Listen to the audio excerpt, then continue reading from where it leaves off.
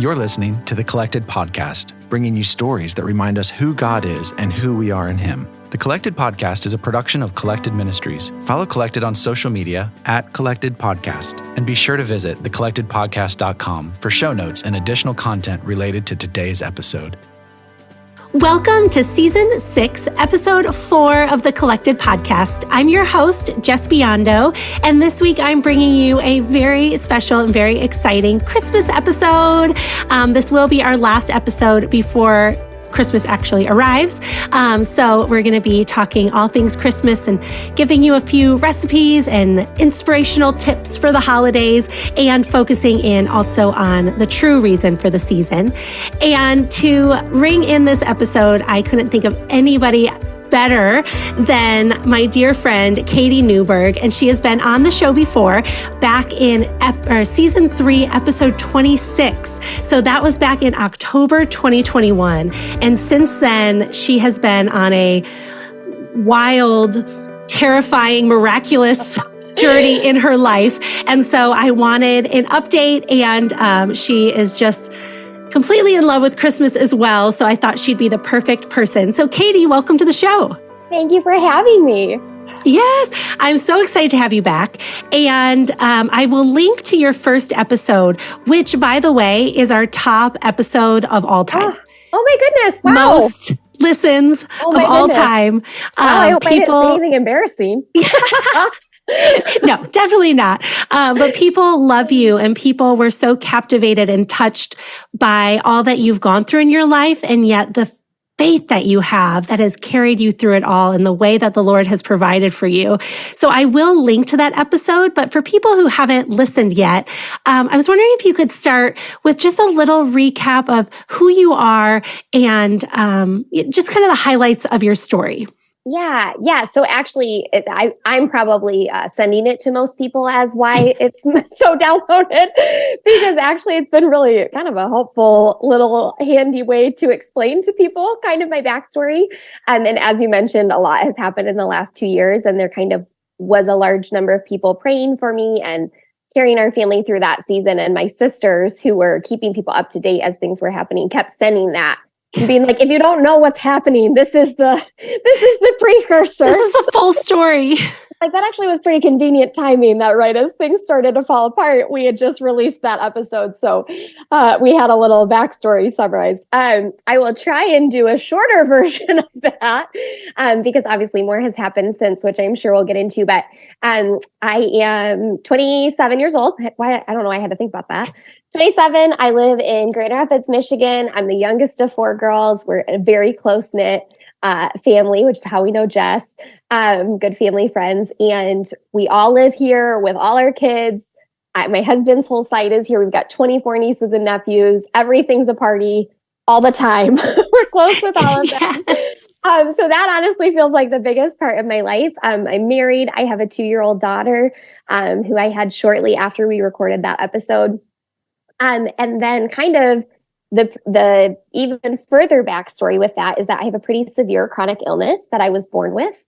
The gist of it is that I don't absorb what I eat orally. So from birth, I struggled to gain weight, struggled to grow, and had a really large volume of vomiting anytime I ate anything, and immediately sent up the red flags of something's wrong. You know, what's happening? It took 6 years for us to actually get a diagnosis of what was happening. But that entire time I was extremely malnourished. At 18 months old, they put in a permanent IV, essentially, central line feeding tube so that I could get all of my nutrition directly to my bloodstream the thought was, while we figure out what's going on, while we figure out what's wrong. What we settled on is called holovisceral myopathy, or pseudo-obstruction, malabsorption, lots of technical words summarized as a motility disorder, that the muscles and nerves and intestines do not contract, do not absorb. It's essentially kind of like a paralyzed digestive system. So anything that goes in just moves through, but does not get absorbed and provide me with nutrients and nutritional content. So all of my nutrients come through that feeding tube. And then with that, there's just a lot of ramifications. So I describe it as like living with the perpetual stomach flu. I would say in the last 5-10 years, that's gotten a lot, probably the last 10 years, that's gotten a lot better. My GI symptoms are more mild, but I would still say, not your average, not your average symptoms day to day, more so on par with someone with a stomach flu than someone without. And then because of the feeding tube and just the risks that puts you at, I'm at high risk for infection. I have pretty frequent surgeries to swap that tube out as it gets infected, high risk for sepsis when it gets infected, things like that. By God's grace, I've been 9 years without an infection, which is truly insane considering from, 18 months old until I was 18, 19, I was having an infection every 6 months to a year. And then that would involve hospital stay, multiple surgeries, sepsis if we got to that point, lots of complications, to now a point where I've been a long time of being really stable, which is incredible and such a gift. The wild card thrown into that is when I was 12, I aspirated during a surgery, which resulted in 4 weeks on a ventilator and a lot of lung damage. And then some of my story in the last 2 years has involved 2 more stints on a ventilator, one around the birth of my daughter and one this past July. So now I got a testy set of lungs on me are pretty reactive to anything. So that's kind of been an added element where a lot of my medical condition might not seem linear, where it's all connected. And you go, oh, the GI tract should not affect lungs and liver and all of these other things. But it does, just because my baseline is off. I'm IV fed. I'm not at a base healthy stance. So then that does affect all of the major organs and all of the, everything that can go wrong possibly. Yeah. So I'm really thankful to say that inside of that, I live a really full life. You might hear those things and picture someone bedridden and unable to function, but that's actually not the case. I have been a wedding photographer for 10 years, run my own business. I have a blog. I have a daughter, by God's grace, and I keep our home, and I cook, and I bake, and I lead a Bible study, and I'm out in the world doing things. And that waxes and wanes. It depends on the season. There are seasons where, I am in bed or on the couch for weeks or months at a time. And there are seasons where I do need a lot more help from my family and my spouse and my community. And then there are seasons where sometimes you can forget from the outside looking in that there's anything actually even going on. So it's all a dance that shifts month to month. But I would say the main theme has been that the Lord has been incredibly gracious and patient and faithful to me through all of it. And I have had something that is a rare opportunity of seeing miracle after miracle, not your daily miracles, the type where your doctors and your community and your people are all left with their jaw on the floor thinking, we don't actually understand how this happened. And I'm thinking, I don't really know either, except just by the Lord. And that really does set a different trajectory for your life once you've experienced something like that, let alone when a lot of your life has been instance after instance of his miraculous power. Yeah. Wow.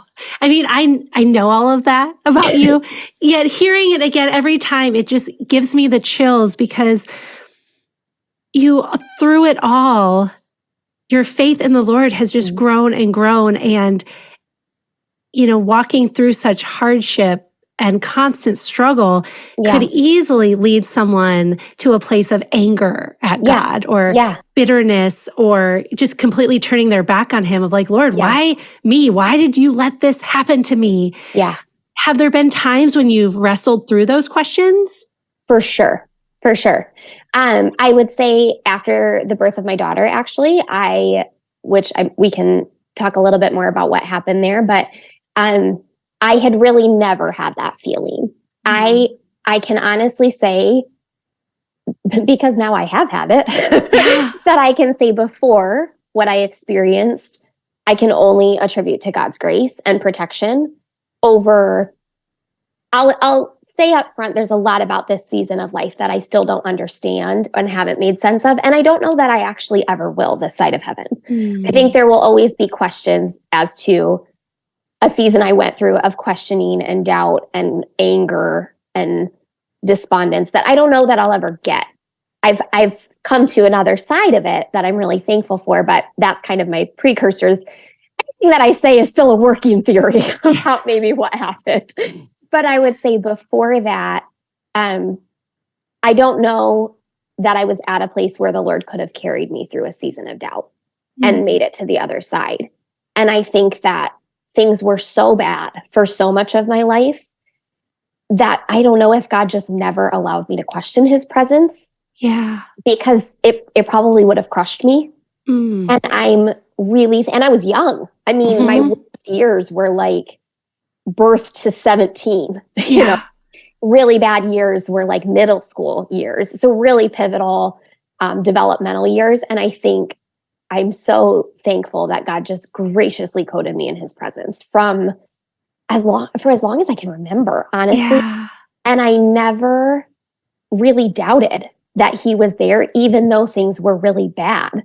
I think too, sorry, I kind of lost my train of thought. Where was it? That's okay. Pregnant again? Yeah. I remember before the last interview thinking and saying to my husband, Dan, I don't know how I'm gonna do this because I have such bad pregnancy brain.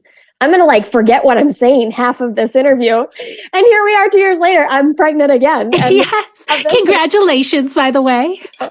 Thank you. I did remember where I was headed with that was that I think sometimes when we are able to stand on our own, we have even more temptation to do so. Whereas when you are flat, like left on your back, basically, and unable to get yourself up, you're really faced with the reality that all of us have, that we cannot help ourselves, we cannot save ourselves, we cannot support or control or endure any of those things apart from God. Yeah. We are all dependent on him for every breath in our lungs. But when you don't have the option to take that breath on your own, it's really clear.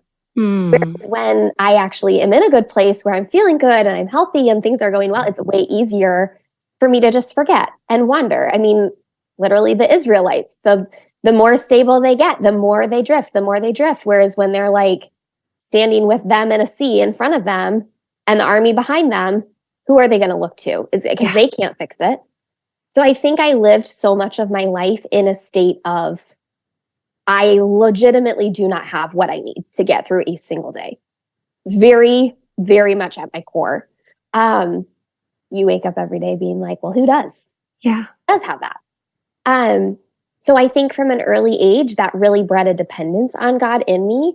And I think that the Lord rewards those who diligently seek him. I mean, his word says that. So I think he just continued to meet that need, and I continued to see it. And I also was raised by people, my parents and my siblings, who continued to say, do you see how God is providing? Do you see, giving me a frame of reference, even as a child, to have eyes to see how he was providing. So that was very much our family culture in the struggles. And now as an adult, I'm like, I don't know how my mom was doing that. I think it's harder now than it was as a child. Well, and watching your child suffer when you can't do anything. Yeah. I mean, I don't have kids yet, but I can't imagine that. My daughter had a cold the other day and I was on the phone with my mom and I was like, it's just like so awful watching your child be sick. And then I was like, I know you don't like know anything about that, right? I think about her all the time. My mom has always been my hero, both my parents, but then now to be a mother, it is an entirely different ballgame that I'm like, wow, I do not know how they did it. And all the more praise be to God that it gives me even more faith that he can supply all of my needs. Because if he carried my parents through watching a child, I think that could have actually been worse than being the one in the shoes myself. I can't imagine. I mean, I can. And it's terrible. Yeah. Anyways, you asked about seasons of questioning. Yeah, I hit a pretty aggressive rock bottom, I would say, after the birth of my daughter. Yeah, should we get into... Yeah. Let's just get into the past 2 years. It happened, 3 weeks after that podcast? Right after I aired this podcast, your life... Plummeted. I didn't want to say it. Right. No. You can. I can joke about it. You're good. Okay. We always say that. In fact, I referenced it this morning to my mom. The line from Princess Bride, where he's like, he's only mostly dead. Which is terrible. Don't mind my dark sense of humor about this is how I cope with everything. I was only mostly dead. So shortly after recording that podcast, I don't remember how many weeks pregnant at that point with my daughter. I got COVID-19. I had the Delta variant. We are pretty confident that was the strain that I had at the time. And there was, my pre-existing condition going on. And we don't really know what role that played. I can't imagine that it didn't play some role, just because I had already been on a ventilator once. I already had lung damage. And we knew that I was a little bit, I'm a wild card. If I get anything, it turns into something else. But what was unique about the Delta strain is there was this odd combination of when you would get it in your third trimester of pregnancy. So what happened to me was not a story unique to me. It was happening worldwide, happening in our hospital with other patients, in the rehab hospital I ended up in with other patients. And then after the fact, I ended up messaging with about 40 different women on Instagram who had all had a really similar, if not the same story, which was crazy, truly crazy and gut-wrenching. But also did kind of give me a little bit of peace of like, okay, in this one, it's not just me. Like, I'm not the only one that has this crazy outcome from this. Obviously, other terrible outcomes from COVID too. I'm not saying this was just to the pregnancy combination thing, but essentially what happened is I had COVID for about 2 weeks at home, and just, so did my family, and we all were just sick and going through our day. And then kind of around day 14, it turned a really bad corner. I remember I said to my husband, I'm like, I'm really struggling to breathe when I get up to go to the bathroom during the night. Like I'll have these kind of, it almost felt like a panic attack where your lungs would just like get tight for a minute.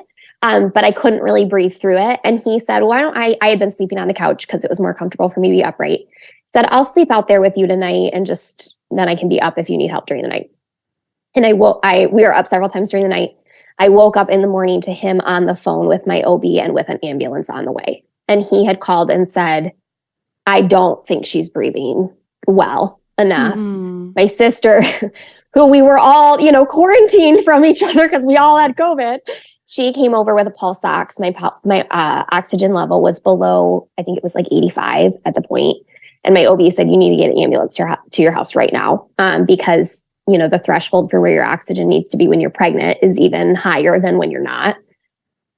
They took me to the hospital, and I remember I was 32 weeks, and I remember leaving in the ambulance thinking, I'm delivering this baby. I'm not coming back home. I just knew this is it.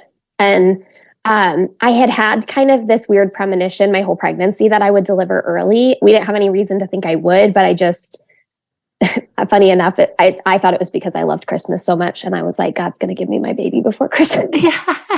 I wasn't due till January. I had my baby before Thanksgiving. It was not what I had in mind.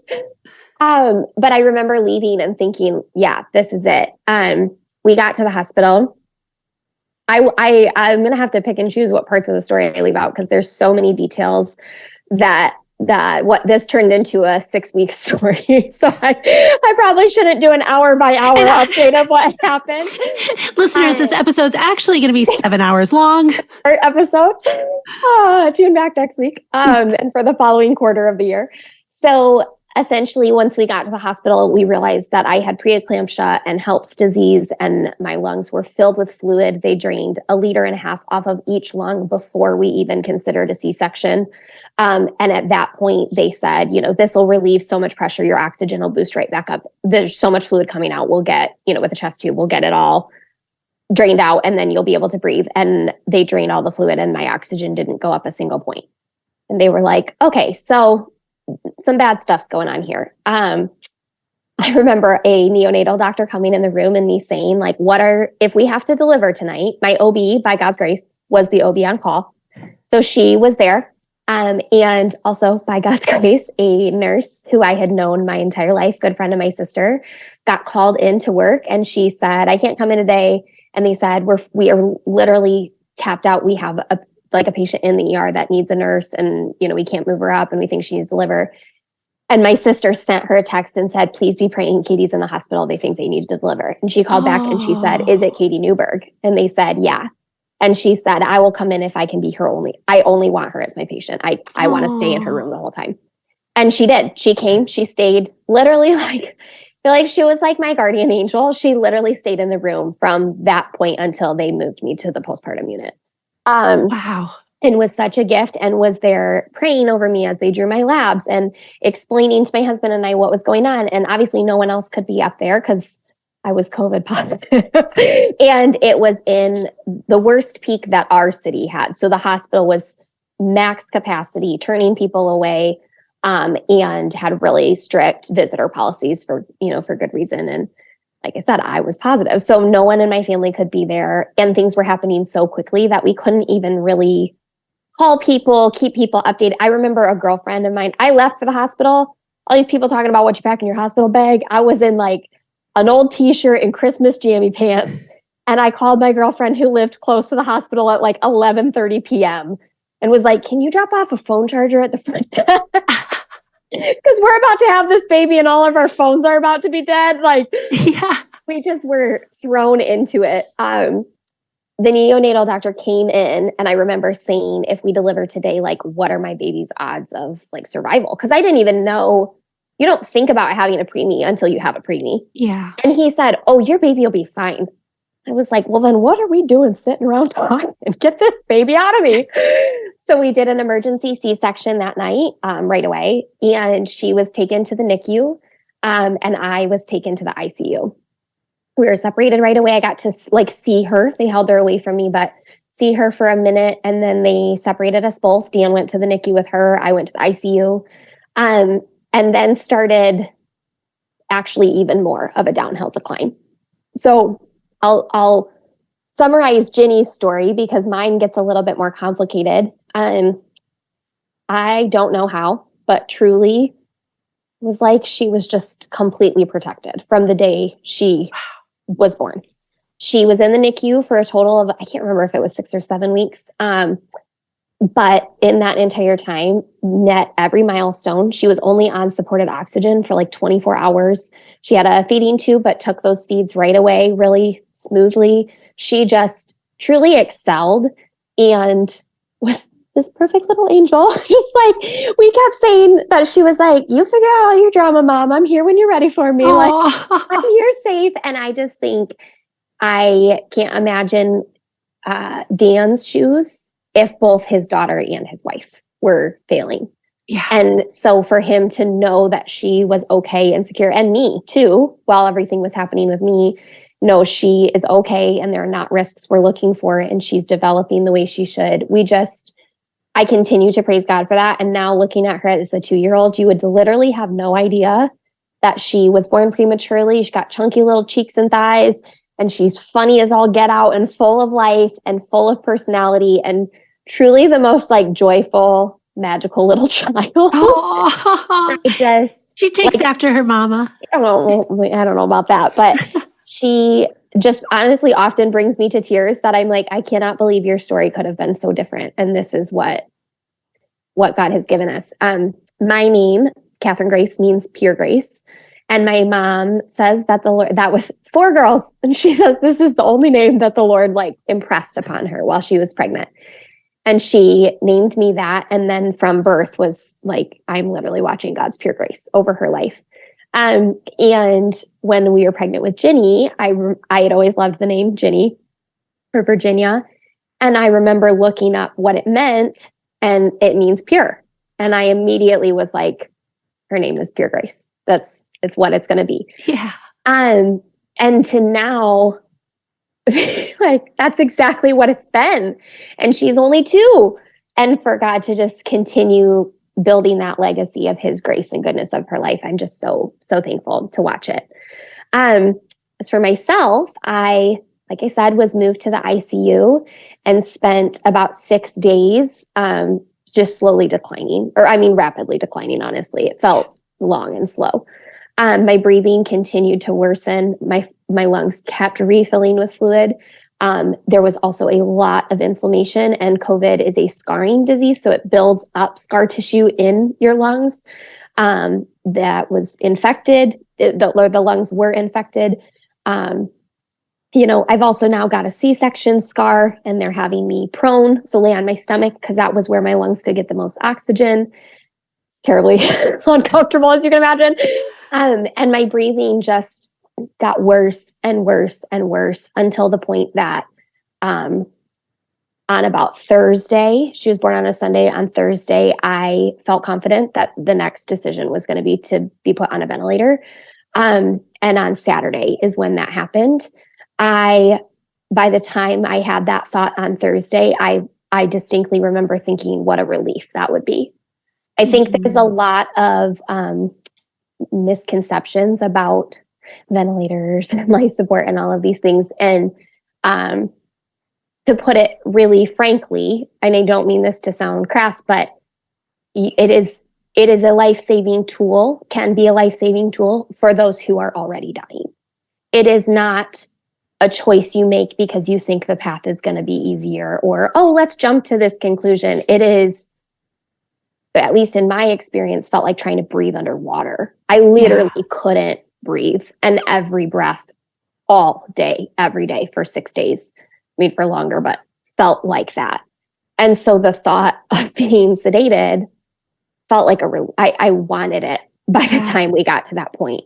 And that's with knowing your odds of a good outcome are low. I have a daughter who I've never touched and won't be able to touch until I'm on the other side of this. I have past experience with a ventilator, which was the worst experience of my life up to that point.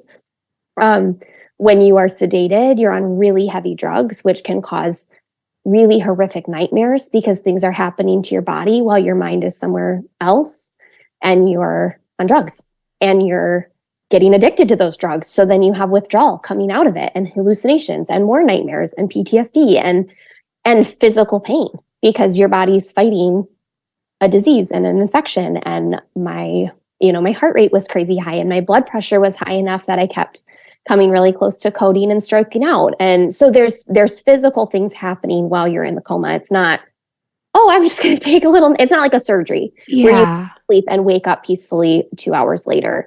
I knew what I was getting into.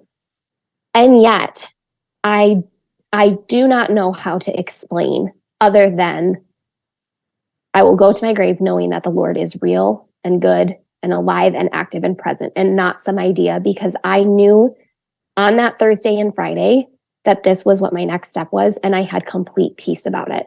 Wow. I did feel confident that I was going to live through it. And that is a peace that God had given me. And I don't know why he gave it to me. And I was very also aware that that could not be the case. And so I want to be very careful to make the distinction that the peace I had was not, I'm confident I'm going to live through this. The peace I had was the presence of Christ. Yeah. And I felt a presence that I've had tastes of throughout my life, but never truly experienced, where the room felt light.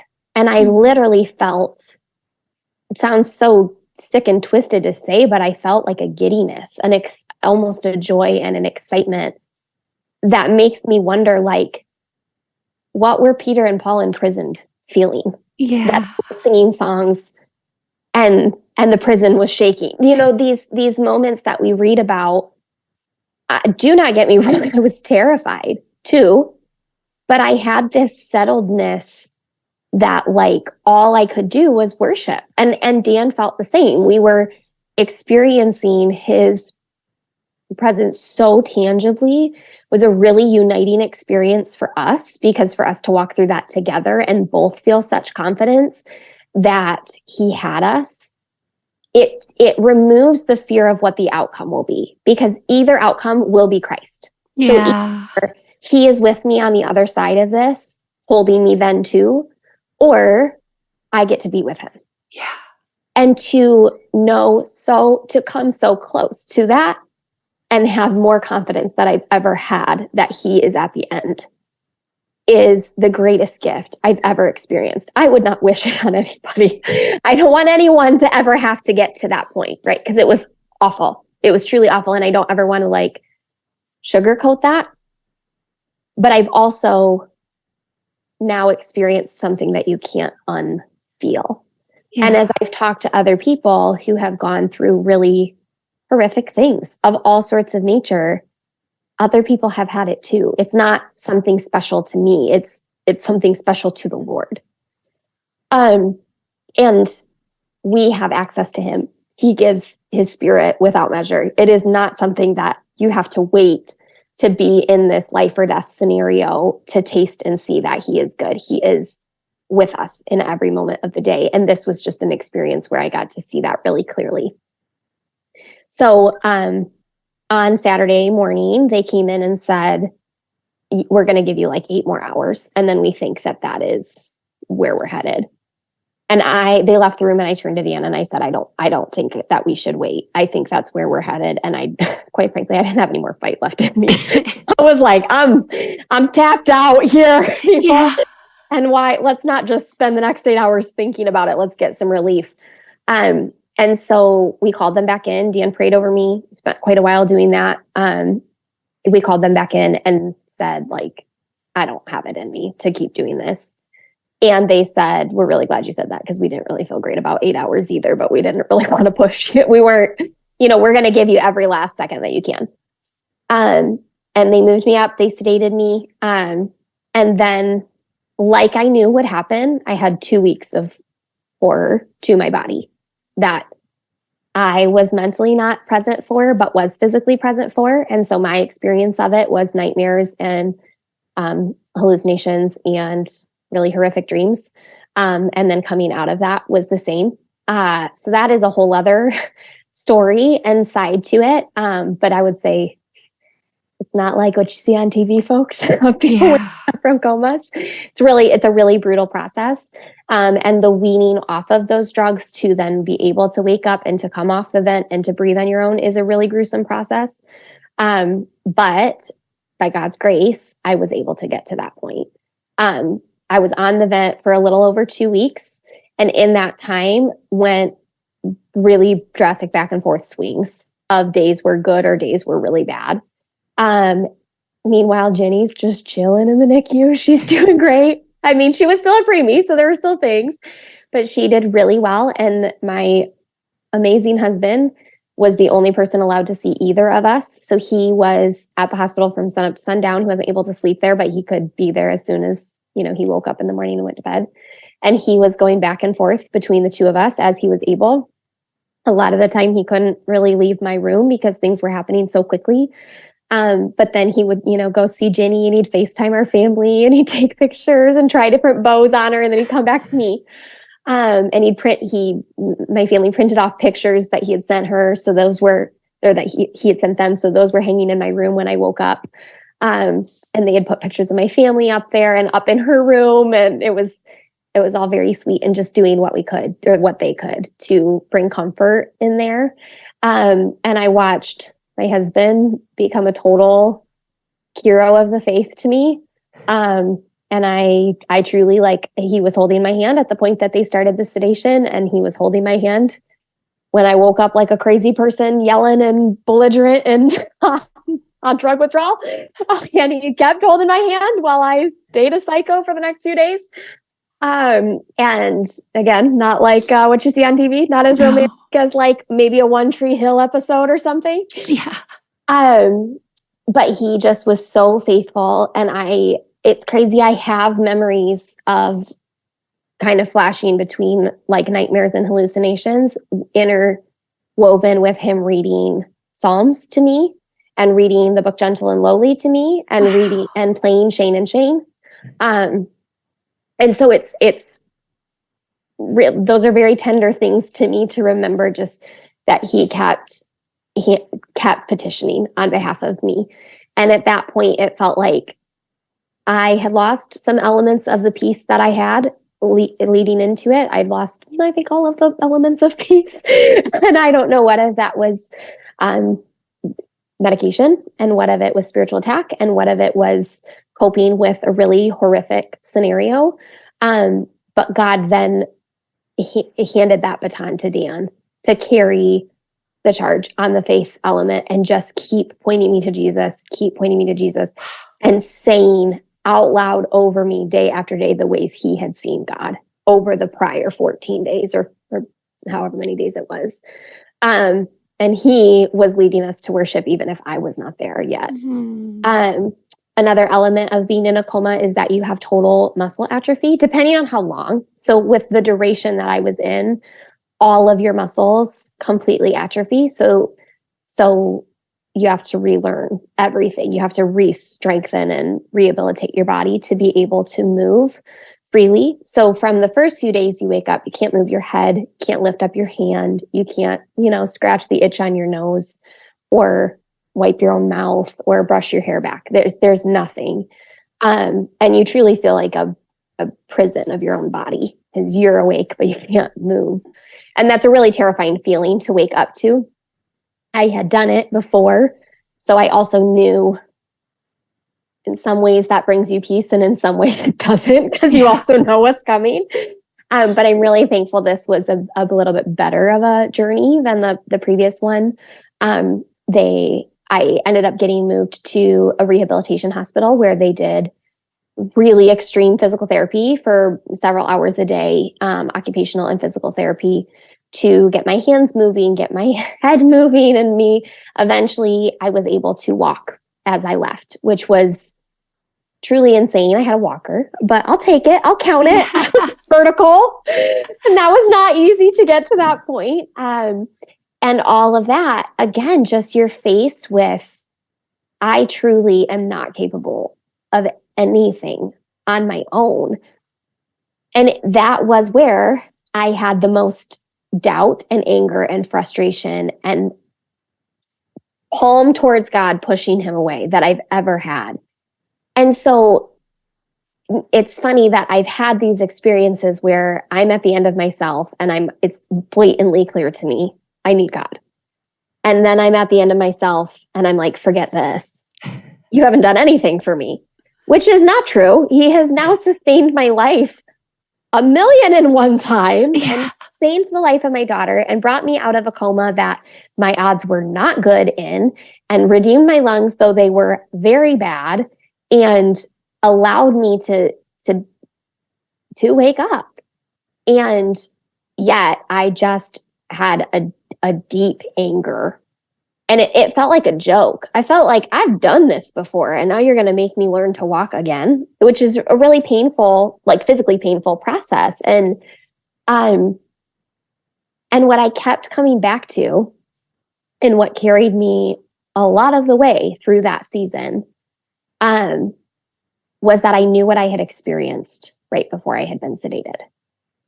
I knew I had experienced a level of peace and a level of joy that I spent the next 8 months. I mean, honestly, I spent the next 18 months trying to get back. Yeah. And in that time, I was never able to do it. And I got to the point where I was home with my baby and I'm gardening and I'm cooking and I'm baking and I'm doing all the things I love and I'm with my family and I'm working out again. And I'm trying constantly to get back to this joy, this sense of peace, this like, no, I had a vitality about me even before I had this ventilator experience. Like I always just had a baseline joy. Where did it go? Yeah. And I couldn't muster it up. And that taught me more than anything else I had ever experienced, that comes from God. And that is not a feeling that we can create on our own. And I can search to the ends of the earth. And I can do all of the things that normally put me in a good mood and normally make me happy and get me back to feeling like myself. And they are all worthless once you've experienced the joy of Jesus. All of those things shy in comparison. And none of it is worth anything to you anymore because all you want is the joy of Jesus again. Yeah. And I remember I have a mentor girlfriend of mine named Kelly who's been such a blessing and was very honest with her in this whole season of where I was at. And I kept saying to her, she asked me one day, what is the most heartbreaking part about it? And I said that I miss him is quite frankly where I felt the most gutted. And it took me a minute to get to that answer and to realize that is where I was feeling the most crushed. And I know And I know theologically, he never left me. And I know from looking back that he never left me, and he wasn't ever gone. But I do think he allowed me to experience feeling like I was alone, because I realized how much I really needed him. Yeah. So much. I need him so much. And I thought that I knew that before, but I realized really in the most deprived state I've been in that nothing good touches God. And I said to her that I missed him, and she asked me what I missed about him. And I started crying, which, I cried a lot. So I don't really know that that's really, there was a lot of crying happening. And I said, his friendship. The more and more she pushed me, and the more I thought about it and tried to unravel what felt gone, was a friend and a companion and a lover of my soul, and a place of solace and comfort and rest, and a place that I could always turn that is so much deeper than any relationship we have on earth. And I held to that through the next, however long, until I did start getting that back. Yeah. And that's where there's a lot of different parts to that piece of my story. And again, that's where some of it I don't know that I'll ever understand, and some of it's just too long to get into on the podcast. If you come over for coffee, we can talk more. But I knew, I don't know, that's what carried me, is that I knew I couldn't muster it myself. And so he had to be real, because this was not something I could explain away. And it was not something I could get myself to feel. And that peace and contentment and joy in the midst of truly the most brutal experience of my life, I couldn't make it up.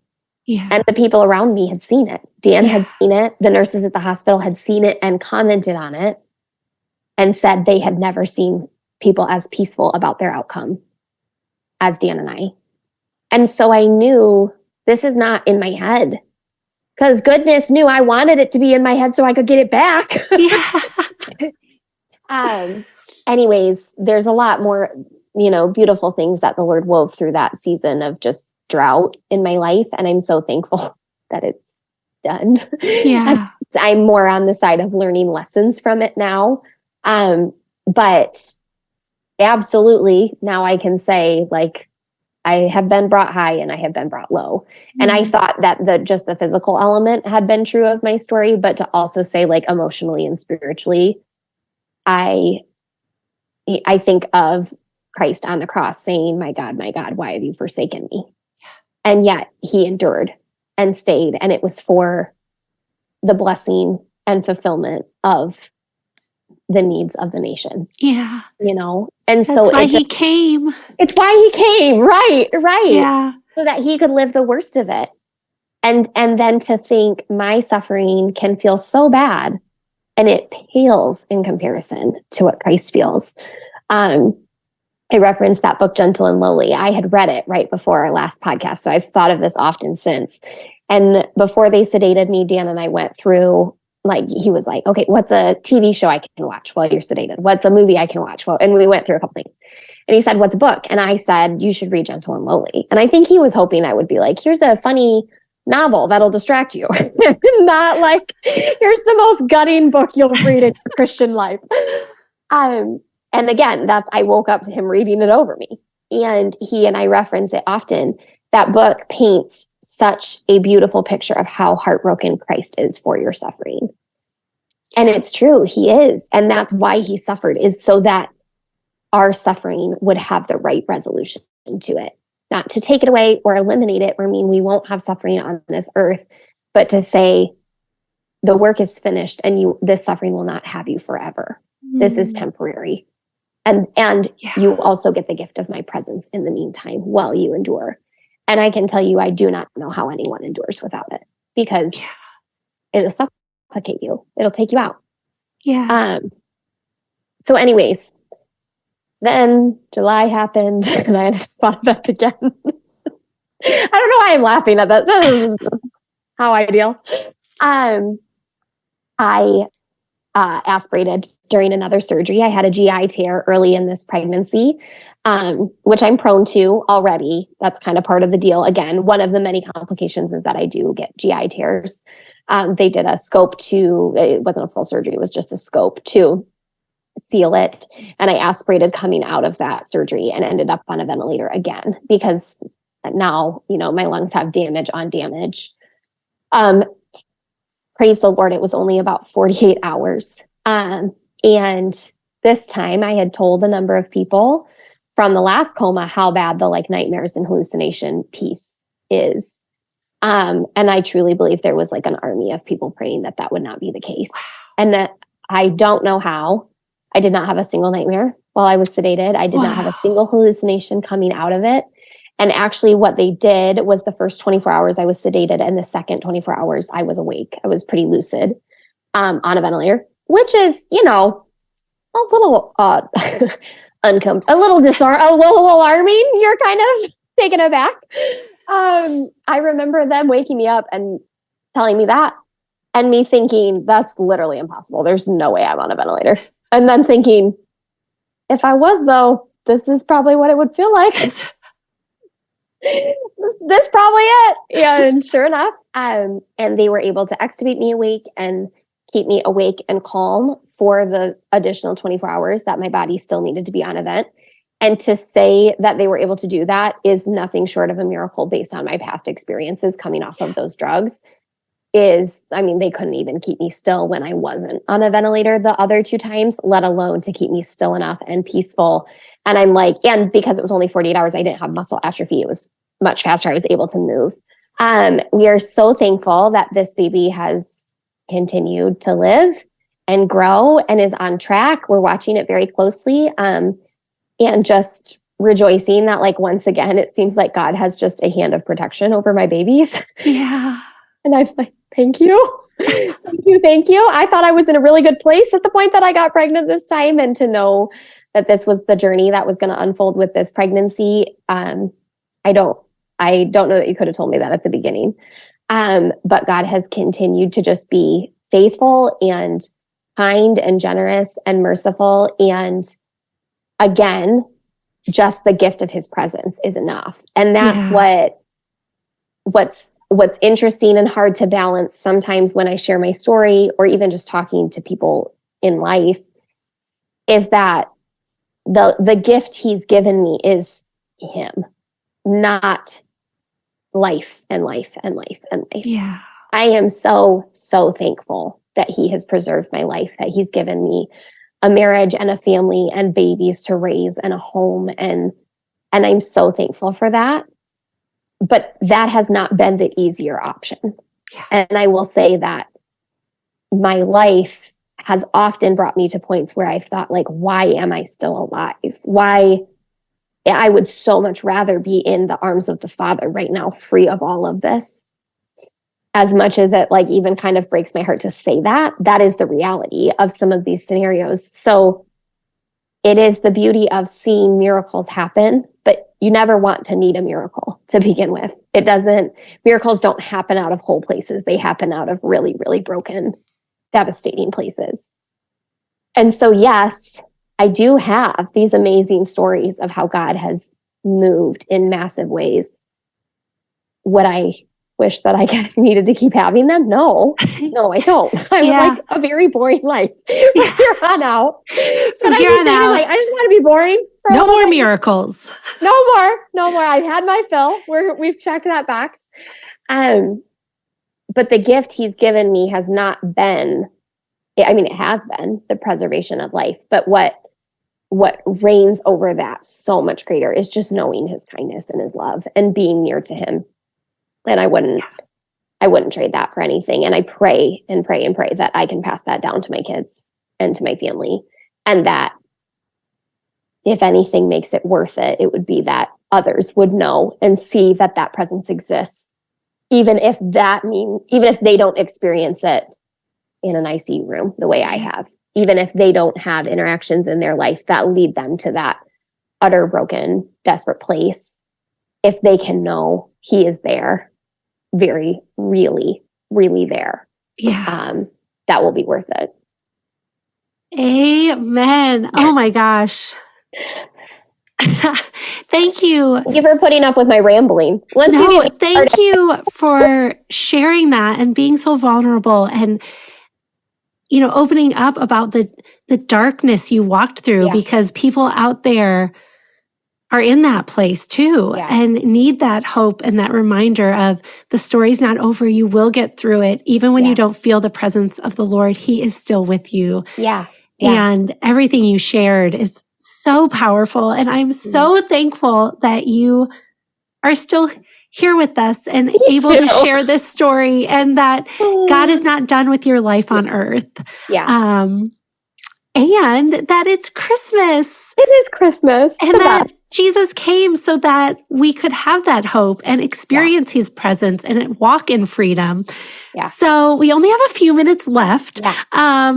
So and we'll put all the details of everything you share in the show notes. Okay. But maybe as kind of our outro, let's leave with some Christmas cheer. Maybe a few favorite holiday recipes that people could try, or just some holiday favorites. Yeah. Okay, awesome. So I do think I'm kind of a Christmas freak, and I always have been. And I do legitimately think it's because I am so excited for Christ to come back. I am so excited that He came, and I'm so excited for Him to come back. And that sounds so goody two-shoes Christian-y, but I really do think if you want to live the Christmas season to the most, let yourself dwell on what it means. Yeah. And let yourself, when you're driving in the car and the radio's playing a Christmas song, think about the lyrics. Don't just sing along or listen or tune it out. Spend your time, think about it. Think about what they're saying. A thrill of hope, a weary world rejoices. The simple lyrics that you've heard time and time again can hit you in a really different way. And I really think that things like that, directing your heart towards what matters throughout the Christmas season, is what makes this so magical. And it can really take away a lot of I hear people say it's just so easy to get distracted by the gifts and the consumerism and all of the, the things and the Santa and the Hallmark movies. And I'm I just think literally, when is the world more focused on Christ coming than at Christmas time? Yes. So as Christians, maximize that and take every advantage that we can to direct our hearts to what it is we're celebrating. So a few Christmas favorites. These are a very different vibe than the whole conversation. That's okay. We're ending with some cheer. Okay, so I would say I collect a couple new things every year to add to my Christmas stash.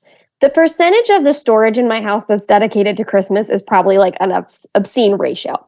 But it might be 1 year I bought garland, and then the next year I bought another string of garland. So I'm not crazy dumping all my money into all my decor every year.